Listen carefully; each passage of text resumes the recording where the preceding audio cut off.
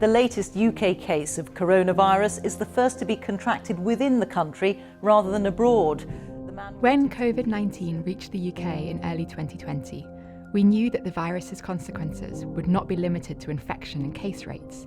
Lockdowns and restrictions would have monumental social effects, including on mental health, finances, social cohesion and behaviours.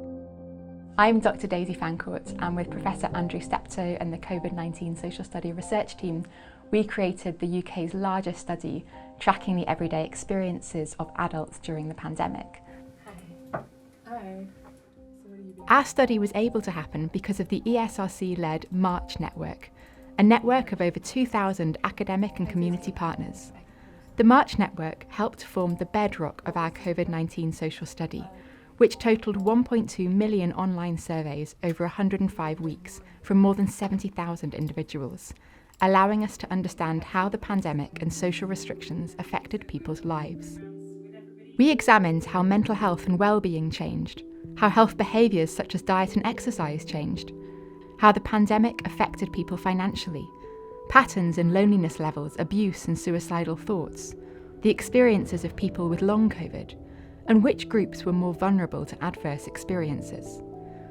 We also looked at how government policies affected people, whether people trusted the government and its decisions or had confidence in the health service, and to what extent people complied with social distancing restrictions. We also investigated the experiences of people who were at particular risk of poor mental health by conducting over 400 telephone interviews with individuals and organisations. We were able to see differences across age groups, gender, location, economic backgrounds, professions and multiple other factors, allowing us to truly explore and compare how COVID-19 affected people. Most notably, our COVID-19 social study found that inequalities that existed before COVID-19 have been exacerbated by the pandemic, meaning that those who carried heavier psychological burdens or faced financial hardship before the pandemic are now worse off and need urgent attention and prioritisation.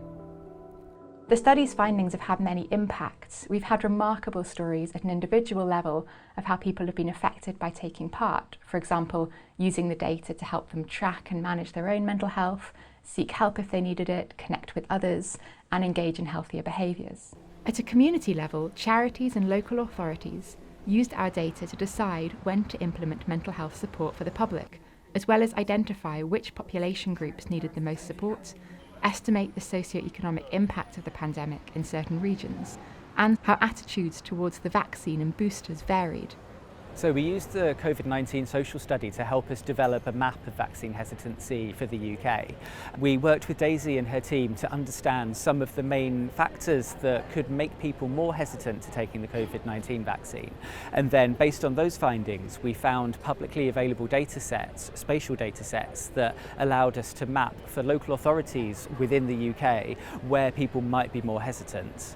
And then we shared this map with the wider voluntary and community sector, which played a vital role in the rollout of the COVID-19 vaccine. As the British Red Cross, we ran a Vaccine Voices programme, which was trying to dispel some of the disinformation around the vaccine for people who might feel especially hesitant, and we could target to certain population groups based on the findings from Daisy's study.